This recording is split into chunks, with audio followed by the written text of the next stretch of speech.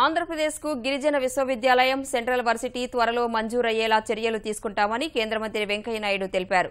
విభజన చట్టంలో పేర్కొన్న మేరకు శాసనసభ స్థానాలు పెంపు అంశం న్యాయశాఖ పరిశీలనలో ఉందని అన్నారు. ఢిల్లీలో కేంద్ర మంత్రి వెంకయ్యతో సమావేశమైన కేంద్ర మంత్రి సుజనా చౌదరి, రాష్ట్ర మానవ వనరుల మంత్రి గంటా శ్రీనివాసరావు, ఎంపీ కేశినేని నాని విభజన హామీలపై నివేదించారు. హామీల అమలుపై ప్రభుత్వం కట్టుబడి ఉందని వెంకయ్య వివరించారు. గిరిజన విశ్వవిద్యాలయం అలాగే సెంట్రల్ యూనివర్సిటీ ఈ రెండు కూడా పెండింగ్లో ఉన్నాయి. మొదట కొంత స్థల నిర్ధారణ వలన కొంత ఆలస్యం జరిగింది. ఆ పని ఇప్పుడు పూర్తి అయిపోయింది. కేంద్ర బృందం కూడా వచ్చి రాష్ట్ర ప్రభుత్వం చూపించినట్టు స్థలం విషయంలో వాళ్ళు అంగీకారాన్ని తెలిపారు.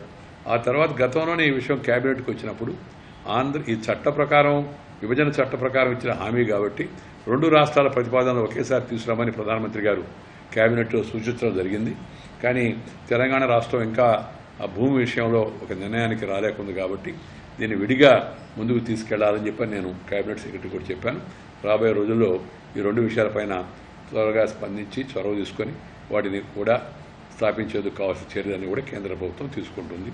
నేను స్వయంగా మానవ వనరుల అభివృద్ధి శాఖ మంత్రి శ్రీ ప్రకాష్ జావడేకర్ గారు రాగానే ఆయన దృష్టికి ఈ విషయాన్ని ఇంతకుముందు తీసుకొచ్చున్నాం, మళ్ళీ గుర్తు చేసి త్వరితగతిన దీన్ని నిర్ణయం తీసుకున్నట్టుగా చేస్తాం.